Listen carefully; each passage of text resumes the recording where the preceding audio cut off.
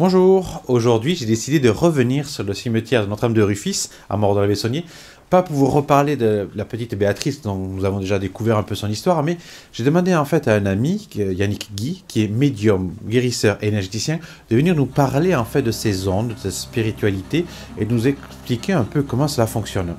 C'est mystérieux mais ça m'intéresse, alors on y va ?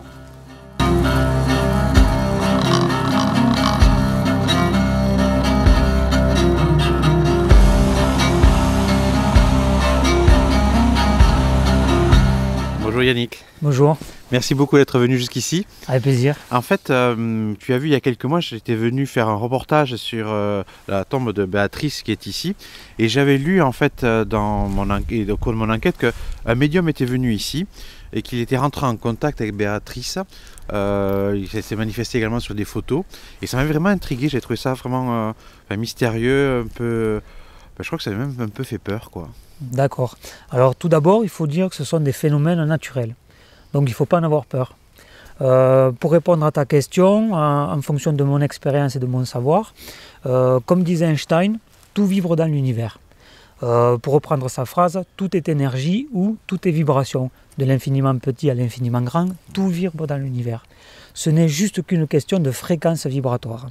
Lorsque l'on décède, on passe de l'autre côté, on change d'état, on change de fréquence vibratoire. D'accord. Juste une question de fréquence. Et alors, on peut les sentir comment? Alors, les médiums sont des personnes qui peuvent ressentir ces énergies. Donc toi qui es médium, tu ressens ces énergies? On ressent les vibrations, les énergies des lieux, des personnes, de la nature. Notre corps est un émetteur-récepteur de fréquences. Donc on capte ces énergies et on peut les interpréter. D'accord. Et là, en fait, de l'énergie, des fréquences, il y en a? Alors oui, en permanence tout autour de nous.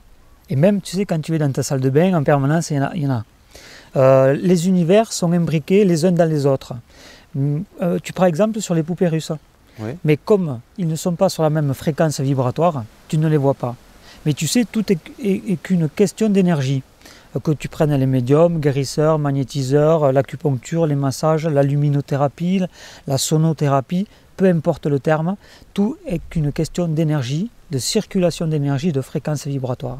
Des outils différents, mais basés que sur une seule chose, l'énergie. D'accord. Et toi, les outils, tu en as plusieurs?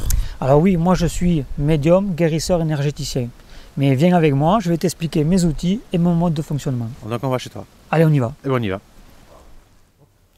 Et donc là, Yannick, nous sommes où? Alors ici, on est chez moi, dans mon cabinet, où je reçois les gens en consultation. Ici, je peux pleinement utiliser mes outils qui sont la médiumnité et le magnétisme. Et magnétiseur guérisseur, c'est différent? Alors non, c'est la même chose. L'infime différence entre le magnétiseur et le guérisseur n'est rien d'autre que nos propres blocages à se dire est-ce que je suis capable ou pas de le faire. Ce sont nos croyances que l'on nous a transmises qui nous limitent. Pour les médiums, c'est pareil, mais d'ailleurs, c'est quoi le terme médium exactement? Alors oui, médium, c'est la même énergie. Alors, médium signifie milieu, intermédiaire. Il fait le lien entre le plan terrestre et l'autre côté. Il aide à communiquer. C'est la ligne téléphonique, voilà, tout simplement. Mais tu sais, ça a toujours existé. Peu importe le pays, l'époque, la culture, on appelle ça chaman, oracle, peu importe le nom, ce sont des capacités naturelles et humaines. D'accord. Et donc toi, tu es médium guérisseur, donc ces outils, ça te permet de faire quoi? Alors moi, je suis médium guérisseur. La médiumnité me permet de comprendre l'origine du problème. Elle me permet aussi de comprendre le schéma mental que la personne a développé, ce qui a conduit à être dans cet état énergétique actuel. Tu vois, des choses comme ça. Ça me permet d'apaiser une souffrance suite à un deuil, de comprendre une situation qui n'est pas claire ou pas bien comprise. Voilà, des choses comme ça. Le magnétisme me permet de rééquilibrer les centres énergétiques, de guérir les corps, de faire circuler l'énergie qui est bloquée, due au système de pensée, car le corps et l'esprit sont liés. Le corps n'est que la cartographie physique de ton système de pensée. Voilà. Tu vois, les blocages émotionnels sont imprimés dans le corps et c'est le reflet de ton système de pensée. En nettoyant énergétiquement le corps, on modifie, on rééquilibre le corps et on modifie le système de pensée. Le corps et l'esprit. Donc ça, c'est le cheminement. Alors, on a les méridiens. Voilà, c'est comme l'acupuncture, hein, c'est basé sur la même chose. Hein, et on vient équilibrer le corps en travaillant par imposition des mains. Voilà, on ne touche pas le corps, on fait que imposer les mains. On travaille directement sur l'aura, l'énergie du corps, qui n'est que le reflet de ton fonctionnement énergétique. Voilà, de ton système de pensée, de tes émotions, de tes sentiments, tout ça en fonctionnement, et bien, ça rejaillit en dehors de ton corps et on appelle ça l'aura. C'est le reflet de ton système énergétique. D'accord. Et ces petites étoiles, c'est quoi? En fait, j'ai mis ça pour te montrer les petits blocages énergétiques. Voilà. Pas toi, mais sur différents points. Donc, avec le magnétisme, on fait partir tous les blocages, ce qui permet un rééquilibrage du corps et un apaisement du corps et de l'esprit. D'accord. Et tu as su tout de suite te servir de tes outils? Alors non, c'est un long apprentissage en fait. Bon, j'ai d'abord commencé par le magnétisme. Ensuite, j'ai abordé la physique quantique pour comprendre le fonctionnement de l'énergie. Ensuite, j'ai compris un tout petit peu la neuroscience pour comprendre le fonctionnement du cerveau. Et ensuite, par-dessus tout ça, est venue se mettre la médiumnité. Mais en fait, on est en formation continue, en permanence. D'accord. Parlant de formation continue, je vois que tu as un certificat de médecine tibétaine. C'est quoi? Alors oui, cette année, j'ai suivi un enseignement là-dessus.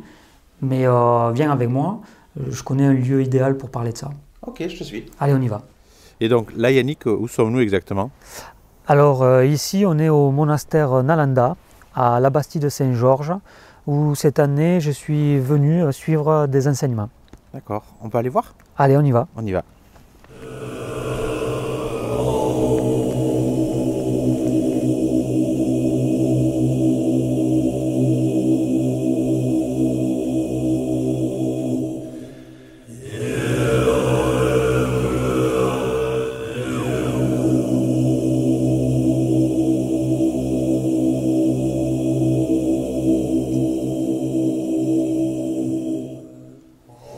Et donc ça, c'est le Bouddha de la médecine, c'est ça? Oui, c'est ça, c'est notre Bouddha de médecine. C'est alors la médecine tibétaine, à l'origine, c'est la combinaison de plusieurs systèmes médicaux, indien, chinois, grec, arabe et bon. Bon, qui est la plus ancienne tradition spirituelle tibétaine. Ils ont pris le meilleur de chaque médecine et ils en ont fait la médecine tibétaine. C'est excellent. Et donc cette année, tu es venu étudier ici, c'est cela?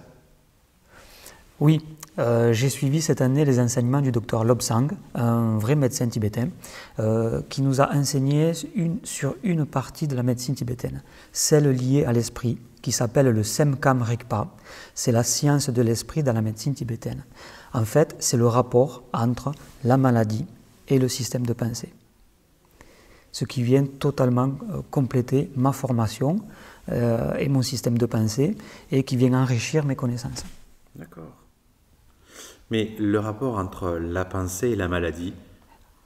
Oui, alors le rapport entre la maladie et le système de pensée, la pensée, le mental, l'ego, la base de la souffrance, il y a 3 poisons mentaux qui sont l'ignorance, l'attachement et la haine. Et à partir de ça, en découlent des maladies. D'accord. Yannick, je tiens vraiment à te remercier beaucoup pour cette journée passée ensemble et pour m'avoir ouvert pas mal de choses dans mon esprit et d'avoir permis de découvrir en fait cet univers qui est quand même un peu inconnu. Merci beaucoup d'avoir accepté. Non, c'est surtout moi qui te remercie, Christian. Non, c'est avec plaisir. Merci encore et puis à vous, je vous donne rendez-vous donc très vite pour de nouvelles aventures. À très vite.